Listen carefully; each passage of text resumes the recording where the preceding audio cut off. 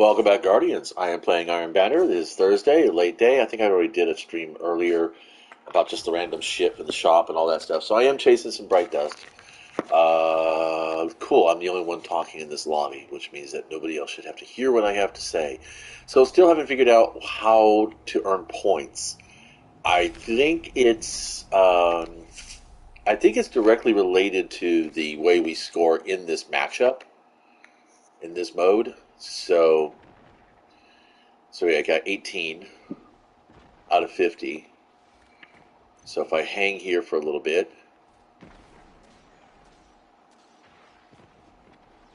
I should have 19 out of 50, right? Oh, got people's... killed them. So like I said, I have no idea. I have not read anything. I have not watched any videos. And that's still an 18 out of 50. So I have no idea how the points are scored in this game. Or what scores a point in Iron Banner for that challenge mode. But I'm just going to keep playing because, that's kind of what we do. We just do that. Hello. Fuck. Oh, there is somebody, actually. I thought I checked earlier and there wasn't anybody in chat. Okay. So, I don't know. I mean, this map's got a pretty basic strategy to it. All you got to do is let them have one spawn point, keep your anchor, and then this guy is not targetable. What the fuck? I'm kind of bored with that shit, honestly. I really don't fucking like crossplay, and I'm sure as fuck not in the fucking mood anymore for this stupid fucking bullshit.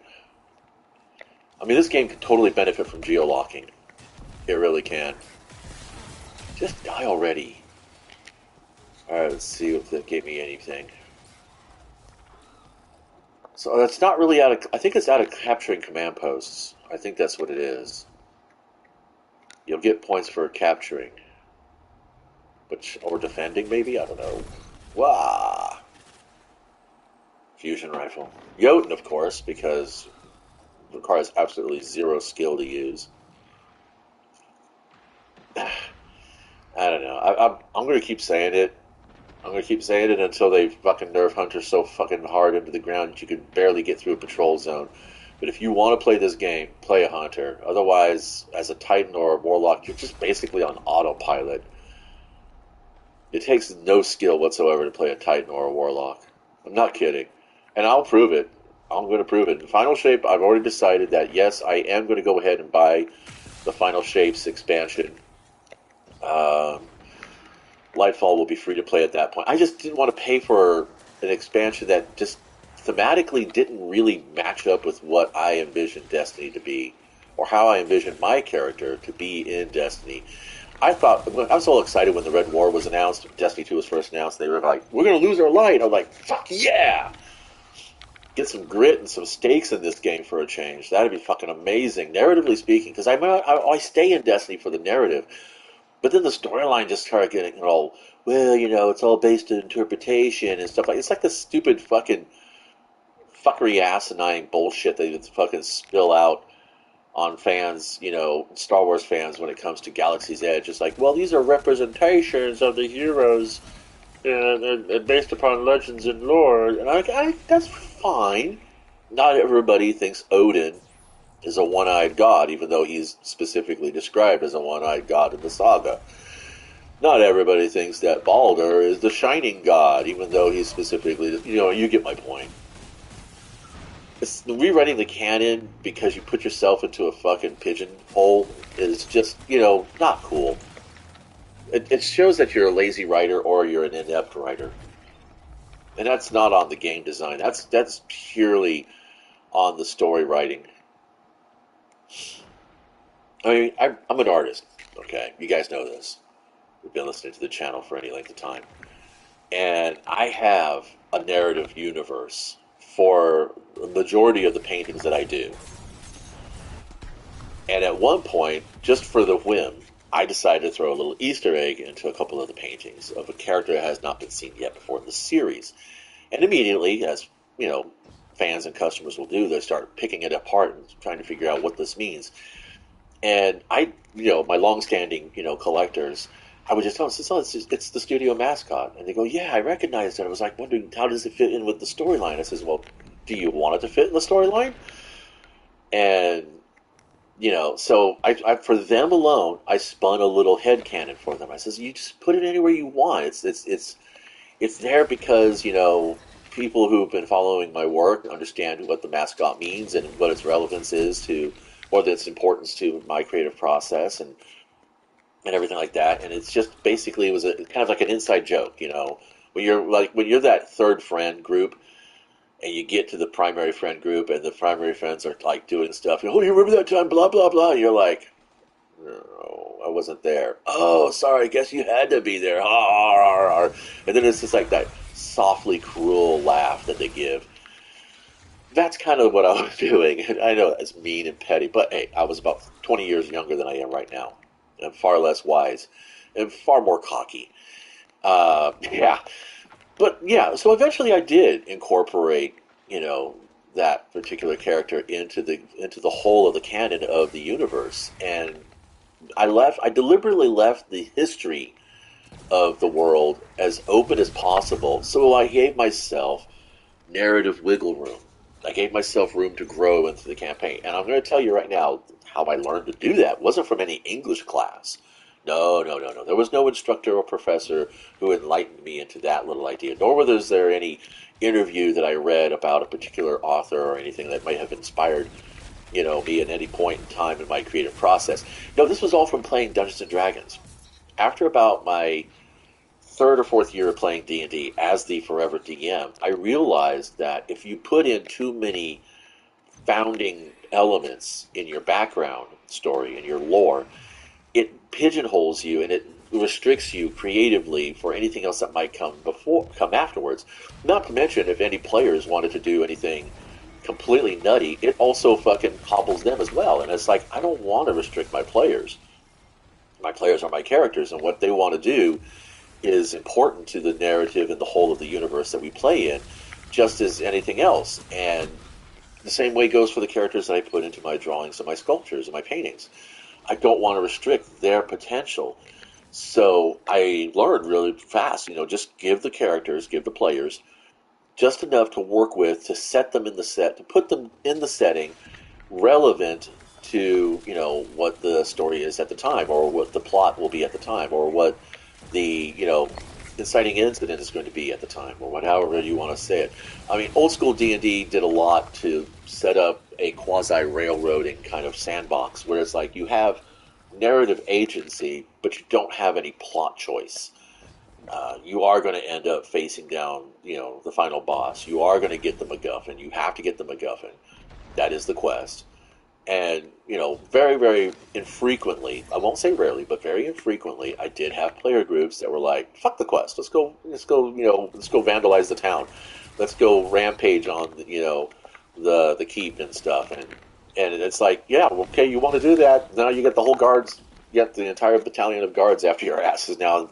And that was their campaign. They completely, quote unquote, derailed my plot and went off on their own, and we had a blast. It was really fun. They played bandits for the rest of their campaign, and one by one, those characters did die, which is, even stronger narrative arc than any, Hail the Conquering Hero kind of shit that would have happened if they had, gone on with the MacGuffin and fight us down the big bad. It was really a fun game. But anyway, the point being is that Destiny wrote their asses into a hole because they started off with a really shitty fucking background to begin with, because they couldn't get along in their creative team. They had too many working points. My experience is that there were too many cooks in that kitchen, and there were too many things they were trying to do all at once. And you just, when you come to a game like this, especially the game that's supposed to be multiplayer driven, not necessarily a massive online multiplayer game as Destiny wants to pretend that they are, but they're not. They're not an MMO. They will never be an MMO. Never, ever be an MMO. As long as you have individualized and compartmentalized playlist activities, you cannot be an MMO. You should be able to organically go into any one of the strikes from the main world from the social spaces, and that's just they just don't can't do that. They can't do that because the engine is not that effective for that. Come on, baby, burn for me. We still lost by 1 point. God fucking damn it. All fucking day it's been like this. Any case. So yeah, Final Shape expansion I'll probably be buying, but will I actually engage in it? I don't know. I don't know if I'm going to get all the 4 seasons for it either. I might just get the expansion, just the basic expansion, just to have that access point. And then afterwards, I'll probably play Destiny like I played Pac-Man and Space Invaders and Asteroids and all the other Centipede and all the other ones I have. I mean, I've got a shelf here of some, Nintendo DS games. Uh, I'll never get any more software updates for Nintendo DS. I don't fucking care. But, those games are still there. They're there to play, and they're there to have fun, and yeah, that's what we're going to be doing. Okay, now Strand Final Blow is probably not going to be able to do that unless I get a Strand weapon. Wow, I don't see any of that in here. Let's see, engrams. Do we have enough to make it worth it? Iron Banner, we have 3 of them.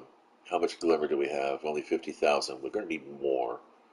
Going to need lots more. So I think what I'm going to do then, instead of crunching... Oh, I have Max Glimmer out there. Oh, look at this. Moron. Okay, Wolfswood Cloak. Now we can trash that. Anything under 1810 or duplicated, I can just get rid of that as well. That's a 67, dude. That's actually not bad. Wait, what? Yeah, that's right. Wait, what? Oh, that'd be 78. That'd be an 88. Oh, that's right. This is part of that. I should probably lock it down so I don't fucking dismantle it by accident. In my jibber jabber, not fucking thinking about stuff. Okay, so we are good. Okay. I have 104 on here. Why do I have 104 on here? Let's go discipline. Or actually, no, let's go resilience. That seems to be meta for the most part. Let's try spinning. Sorry. And again, there you go with the inside joke kind of shit. Tracing rifles. Tracing rifles. Linear fusion rifles. Okay, so we have arc damage, solar ignition. I'm not going to get that solar ignition one. Or the strand one. So we're going to have to probably pick up more stuff. Let's go ahead and see if we get a decent piece of armor, something to replace either the gauntlets or the boots. But yeah, what kind of pushed me out of the game is really the fact that they were like rewriting the widower and the gardener. I mean, I kind of figured that from the initial presentation of that storyline that it was, for the most part, metaphorical. I mean, it would be kind of silly to have the literal interpretation of the traveler and the darkness, the light and the dark being that way. But I mean, like with Lucas talking about the Force, there's a light side and a dark side. And when he first talked about the Force and what makes a Sith and what makes a Jedi is that what makes a Sith and a Jedi is not what side of the Force they embrace, but the methodology in which they use the Force. For instance, Jedi use the Force for compassion and charity and justice, whereas the Sith use it for selfishness and, gain and vengeance, that kind of stuff. They use it for vengeance, they use it for selfishness, and things like that. And that, a Jedi could use some of the dark and some of the light, and that a truly skillful Jedi knows both, and which is why in Attack of the Clones you see Yoda literally, consume Dooku's Force lightning and then turn it back on him, because Yoda practices both the light and the dark. So, yeah, I know. And then everybody started going nuts about the whole Force is this and the Force is that, and then it just became crazy talk. All right, let's hope for a 66 or higher stat line. So I'm going to do this one bit at a time, so you guys get to deal with the torture. I'm going to work on the gauntlets first because I have a 67 boot. I have a 67 boot. And we're doing the Iron Companion. Wait, did I decide to go with Iron Companion again? I have Forerunner on everything here. I have Iron Companion boots. Yeah, I'm not going to care. I'm really not. Let's just go for it. Bob. All right, one more time for the gauntlets. Let's get big money, big money, big money. 63. No. You're going to have to show me you've got the guts. Come on, Beba. Oh, we're out of glimmer. Womp, womp, womp, womp. Okay, well, I guess we're done for now. Ooh, what is this? Pointer of the Stag? Oh, my. That's not a bad choice. Wild card. Chance to create experimental submunitions at the target's location. Yeah, or not. Skulking Wolf. Low health, Guardian Final Blows with this weapon grant enhanced radar and remove you from the opposing radar. Yeah, I can go invisible on my own. The natural and the flexible, right? Is that what we want? So what do we want? No, we want this for extra accuracy, my friends. It's got a handling masterwork though, which is why do I care? Why do I care? Let's do targeting adjuster. Let's see. Scout rifle, Krakatoa. Oh, hey, now we can do this. That's nice. Ricochet rounds is nice. Fluted battle for handling. We don't care. We're going to do targeting adjuster. That's fine. Okay, so that's decent. At least we can start working on the strand. I like that one better. Okay, let's go see if Shackalax has anything better for me.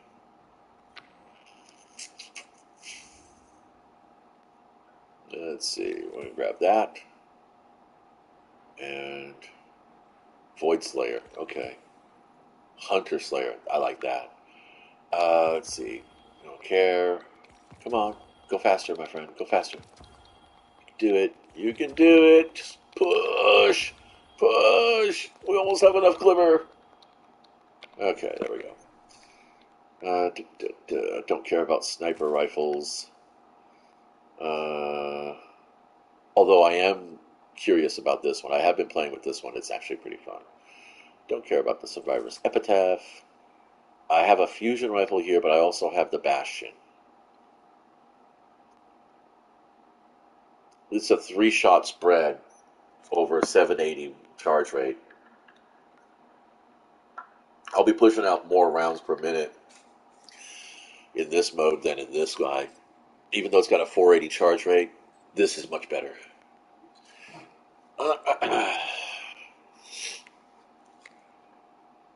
3 spreads of kinetic slugs. Yeah, I think that's going to be okay. Well, we got a blowout. Brazilian blowout, anybody? Impact casing for blast radius is nice. I don't know. This doesn't look all that good. Nah, we'll get rid of it. All right, going back in for one more round of banner butts, and then I'm going to probably fuck off for the evening because I want to do some hobbying that doesn't involve torturing myself with video games. In the meantime, thank you for stopping by, and hopefully you find something fun to do. And again, if you're a creative, a writer, or you have any kind of narrative in the background of your efforts, leave some room for growth.